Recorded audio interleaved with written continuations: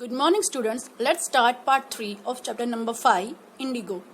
यहाँ तक हमने देखा कि गांधी जी जो है वो जो पीसेंट थे राजकुमार शुक्ला, वो उनको लेने आए थे और उनको लेके जाते अपने साथ, और एक्चुअली वो फिर मुजफ्फरपुर में लॉयर से मिलते हैं और सब डिटेल जानते हैं कि एक्चुअल में क्या प्रॉब्लम है, किस तरीके की सिचुएशन है। क्योंकि हमें वकील भी होता है या कोई भी सिचुएशन हमें अगर बेयर करनी है तो उसके लिए पहले उसका सब कुछ जानना हमें जरूरी होता है। तो गांधी जी पहले क्या करते हैं कि सब कुछ जो है वो जानते हैं कि किस तरीके की सिचुएशन है, पीसेंट से किस तरीके का बर्ताव किया जा रहा है, क्या हो रहा है, क्यों इनको ये प्रॉब्लम फेस करनी पड़ रही है, क्यों इतनी सारी उनका शोषण हो रहा है, क्यों। तो सारी चीजें वो जो है वो लॉयर से मिलते हैं, सब कुछ।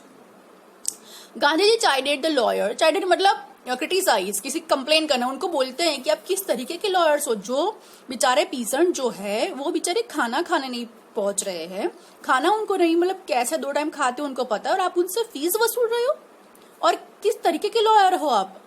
और उस टाइम पे तो क्या था, इंडियन एंड ब्रिटिशर था, तो आप इंडियन हो कि नहीं, अपने ही देश वालों को ऐसे परेशान कर रहे हो। Gandhi chided the lawyers for collecting big fee from the sharecroppers. He said, I have come to the conclusion that we should stop going to law courts. तो यहाँ पे वो बोलते हैं कि मुझे इसका अब जो है निवारण करना है कि आप लोग ये शेयर क्रॉपर से बेचारों से फीस वसूल रहे हो। Are you mad? Taking such cases to the court does little good where the peasants are so crushed and fear stricken. Law courts are useless. The real relief for them is to be free from fear. अब एक चीज समझ लो, उस time पे जो court थी वो क्या थी, वो भी वो लोग ही चलाते थे। तो मानो कि अगर कोई शेयर क्रॉपर, कोई पीसेंट अपना केस भी लॉ कोर्ट में डालता है तो क्या होता था, उसको कोई सॉल्यूशन नहीं मिलता था, उल्टा वो बेचारा निराश हो जाता था, क्योंकि सब उनकी तरफ से ही थे। तो अंग्रेज जो बोलते थे वो ही ठीक, वो बोलते थे कि ऐसा ऐसा ऐसा है, तो समझा देते थे जज को, और वो कहते यस इट्स राइट। तो इसलिए जो शेयर क्रॉपर्स थे उनके अंदर भी एक डर था कि लॉ कोर्ट में जा रहे हैं, बट यहाँ से तो कोई सॉल्यूशन मिलने वाला है नहीं। हाँ, कुछ चीजों के लिए वो ठीक था, अच्छा था, बट शेयर क्रॉपर्स के लिए वो चीज अच्छी नहीं थी, क्योंकि उनको भी पता था कि अगर ये लोग केस जीत गए और अगर इनके मुताबिक हमें इस तरीके का पेमेंट देना पड़ा, मतलब जिस तरीके की डिमांड वो कर रहे हैं, अगर वो हमें देना पड़ा तो बहुत प्रॉब्लम हो जाएगी, हमें कुछ नहीं मिलेगा। Most of the arable land in the Champaran district was divided into large assets owned by English man and work by Indian tenants. अब यहाँ पे देखो पता चला कि चंपारण में मोस्टली जो जमीन थी वो इंग्लिश मैनों, मतलब ब्रिटिशर के हाथ में थी, और वहां पे इंडियंस क्या करते थे, काम करते थे, मतलब मजदूरी कह सकते हैं। The chief commercial crop was Indigo. अब उस टाइम पे चीफ कॉमर्शियल क्रॉप कौन सा था, इंडिगो। उसकी खेती बहुत अच्छी होती थी और उसमें मिलता भी ज्यादा था। The landlords compelled all tenants to plant 3/20 और 15%। अब आप सोचो कि किस तरीके से उन्होंने इन लोगों का शोषण किया था, और they are holding with indigo and surrender the entire indigo harvest as rent. तो उनको एक तो मजदूरी कम देते थे, और वो कहते थे कि हमें आपकी जो खेती है उसमें से इतना भाग चाहिए, 3/20 और पर, या फिर आपको 15 पैसे पर सेंट में आपको दे दूंगा। जो ब्रिटिशर्स थे उनको ऐसा लूटते थे। या फिर आप एक काम करो, सरेंडर कर दो entire indigo harvest as rent, या फिर हमें वो जो इंडिगो का जो प्लांट है, प्लांट मतलब खेती, जो भी पाक हुआ है ना आपका, वो आप सब हमें सरेंडर कर दो, हम आपको उसके लिए रेंट देंगे। This was done by long term contract. तो उनको ऐसा लगा, जो फार्मर्स थे, पीसेंट थे, कि भाई ये चीज अच्छी है कि हमें, जो एक्चुअली क्या होता है, फार्मर को अपना जो भी खेती का जो भी पाक होता है, मतलब जो भी वो क्रॉप होता है, उसको बेचने के लिए जाना पड़ता है, और फिर उसके जो दाम मिले वो उनको लेने पड़ते हैं, मतलब मार्केट में, ऑल दैट। तो यहाँ पे उनको ये चीज अच्छी लगी, क्या कि एक तो हमें नहीं बेचने जाना पड़ेगा, ये लोग हमारे यहाँ पे आएंगे और पूरा जो है हमारे पास से ले लेंगे। तो उनको अच्छा लगे चलो भाई कॉन्ट्रैक्ट करते हैं, तो उन्होंने कॉन्ट्रैक्ट किया, बट उसमें उन्होंने चीटिंग करी. Presently, the landlords learned that Germany had developed synthetic indigo. They thereupon obtained agreements from the sharecroppers to pay them compensation for being released from the 15% arrangement.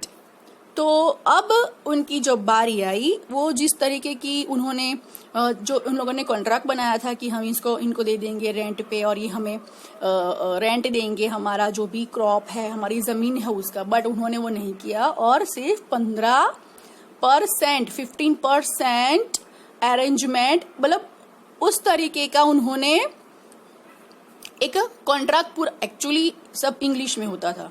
तो pheasant जहाँ पे मजदूर बेचारे जहाँ पे हिंदी या उनकी जो लैंग्वेज है वो नहीं पढ़ पाते थे, तो इंग्लिश कहाँ से पढ़ेंगे. तो उन्होंने तो बेचारों ने अंगूठा लगा दिया और यहाँ पे ब्रिटिशर्स ने उनके साथ चीटिंग की. The sharecropping arrangement was irksome to the peasant and many signed willingly. Those who resisted engaged lawyers. The landlords hired thugs. Meanwhile, the information about synthetic indigo reached the illiterate peasant who had signed and they wanted their money back. अब उन्होंने बोला कि हमें ऐसे cheat किया गया है. पूरी बात उन्होंने गांधी जी को बताई कि इस तरीके की बात थी, इन्होंने हमसे ये कॉन्ट्रैक्ट किया था और हमें इस तरीके का अब वो नहीं दे रहे हैं, हमें कम दे रहे हैं, तो उन्होंने हमसे चीट किया है, हमें हमारे पैसे जो है वो वापस चाहिए. At this point, Gandhi arrived in Champaran. He began by trying to get the fact. First, he visited the secretary of the British Landlords Association. The secretary told him that they could give no information to an outsider. Gandhi answered that he was no outsider. तो जब वो British landlord association के जो head हैं secretary उनसे मिलने गए, उनको अभी गांधी जी ने बोला कि अब तो मुझे ये पूरा मामला जो है वो जानना पड़ेगा कि इन्होंने किस तरीके का फ्रॉड किया है. और गांधी जी बैरिस्टर थे तो उनको भी सारे लॉस पता थे. तो फिर वो कहते हैं कि सेक्रेटरी से मिलते हैं तो बोलते हैं, सेक्रेटरी उनको क्या सुनाते हैं कि मुझे कोई बाहर वाला नहीं चाहिए इसके अंदर और मैं नहीं चाहता कि इसमें कोई बाहर वाला इंटरफियर करे. तो गांधी जी कहते हैं मैं कोई बाहर वाला नहीं हूँ, आप बाहर वाले हो, मैं तो इंडियन हूँ और ये मेरा देश है. Next Gandhi ji call on the British official commissioner of the Tirhut division in which the Champaran district lay. The commissioner Gandhi reports proceeded to bully me and advise me forthwith to leave Tirhut. और अभी commissioner ने क्या किया, British office, ये देखो सारे ना britisher ही थे, मतलब उनके लोग ही थे, तो थोड़ी ना गांधी जी को आज्ञा नहीं देंगे, उनकी बात सुनेंगे, वो तो उनके लोगों की ये बात सुनेंगे ना. तो वो क्या कहते हैं, भाई तिरहुट से निकल जाओ आप. तिरहुट जहाँ पे ब्रिटिश ऑफिशियल कमिश्नर की ऑफिस थी, तो वहां पे वो जाते हैं, तो वो क्या कहते हैं, भाई तू निकल जा, मतलब गांधी जी को ऐसा बोलते हैं कि आप निकल जाओ इधर से, तिरहुट छोड़ दो, चंपारण से निकल जाओ. Gandhi did not leave, instead he proceeded to Motihari, the capital of Champaran. अब मोतीहरी क्या है, चंपारण का कैपिटल है. वो नहीं जाते और मोतीहरी जाके उनकी जो प्रोसेस है वो स्टार्ट करते हैं. Several lawyers accompanied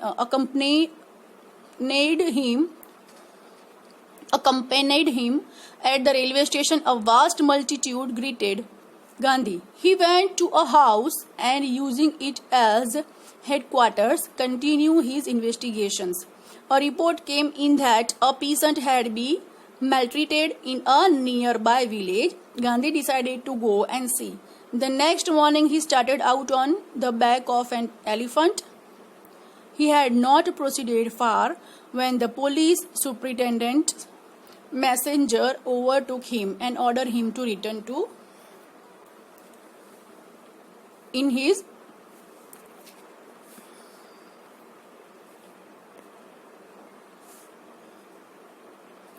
carriage. Gandhi complied The messenger drove Gandhi home where he served him with an official notice to quit Champaran. Immediately, Gandhi signed a receipt for the notice and wrote on it that he would disobey the order. अब यहाँ पे उन्होंने अपना सत्याग्रह वाला रूप धारण कर लिया, गांधी जी ने उन्हें सारी प्रोसेस स्टार्ट कर दी, उनके लिए भागादौड़ी करी, मोतीहारी में जाके जो भी प्रोसेस करनी थी, बिकॉज मैंने बोला कि वो बैरिस्टर मतलब वकील थे, उनको भी लॉस पता थे, तो उन्होंने पूरी सारी प्रोसेस चालू करी. और यहाँ पे है police superintendent messenger overtook him and order him to return to town in his carriage. तो कि अपने सामान के साथ अब आप वापस निकल जाओ. मतलब यहाँ पे अब उनको शुरुआत हो गई उनको रोकने की. और sign a receipt for the notice and wrote on it that he would disobey the order. और फिर वहां से नोटिस आती. एक्चुअली कमिश्नर ने बोला था कि भाई तू यहाँ से निकल जा, बट वो निकले नहीं. तो फिर वहां से नोटिस आती है, उसके ऊपर साइन करते हैं, और वो साइन करने के बाद भी वो ऑर्डर को डिसओबे करते हैं. In consequence, Gandhi received a summons to appear in court the next day. अब देखो, अंग्रेजों के पास ना कोई चारा नहीं था. अगर कोई सत्याग्रही होता है ना ऐसे, मतलब किसी को भी, तो फिर उनको बोलते चलो भी अब आ जाओ कोर्ट में, वहां पे देखते हैं. फिर उनको क्या करते थे, जेल में डाल देते थे. All night Gandhi remained awake. He telegraphed Rajendra Prasad to come from Bihar with influential friends. He sent instruction to the ashram. He wired a full report to the viceroy. तो उन्होंने फिर क्या किया, दूसरे दिन जब उनको हाजिर होना था कोर्ट में, तो उन्होंने फटाफट टाइप करना स्टार्ट किया एक लेटर, और राजेंद्र प्रसाद को भेजा, क्योंकि वो राजेंद्र प्रसाद जो थे कांग्रेस में भी हेड थे और वो वकील भी थे. तो उनको भेजा और बोला कि आपके साथ जो भी दूसरे इन्फ्लुएंशियल फ्रेंड जो उनको लेके आओ आप, और ये वाइस रॉय तक ये जो लेटर है वो पहुंचा दो. मतलब मैंने जो लिखा है उसके बारे में अभी आप प्रोसेस करना स्टार्ट करो. Morning found the town of Motihari black with peasants. Black with pheasant मतलब मजदूर कैसे होते थे, काले रंग के होते थे ना, क्योंकि वो बेचारे गर्मी में काम करते हैं ना, तो धूप में काली हो जाती है ना उनकी स्किन. तो वो क्या बोलते हैं, मोतीहारी सारे पीसेंट जो वो रास्ते पे आ चुके थे. मोतीहारी पूरी पीसेंट से भर चुकी थी. They did not know Gandhi's record in South Africa. They had merely heard that a Mahatma who wanted to help them was in trouble with the authorities. तो एक्चुअली उनको पता नहीं था कि महात्मा गांधी ने साउथ अफ्रीका में ये काले गोरे का जो भेद है वो मिटाया था. ठीक है, बट उनको ऐसा था कि हमारे कारण जो है वो महात्मा जो है वो ट्रबल में पड़ गए. Their spontaneous demonstration in thousands around the courthouse was the beginning for their liberation from fear of the British. अब यहाँ पे उनको ऐसा लग रहा था कि आज जो शेयरक्रॉपर्स, पता नहीं गांधी जी का व्यक्तित्व ही ऐसा था या क्या था पता नहीं, बट उनको देख के आज पीसेंट जो डरते थे कोर्ट से, वो आज उनके फेस पे वो ब्रिटिश कोर्ट का जो डर था वो नहीं दिख रहा था. उसमें से जैसे वो आजाद हो गए थे. The officials felt powerless without Gandhi's cooperation.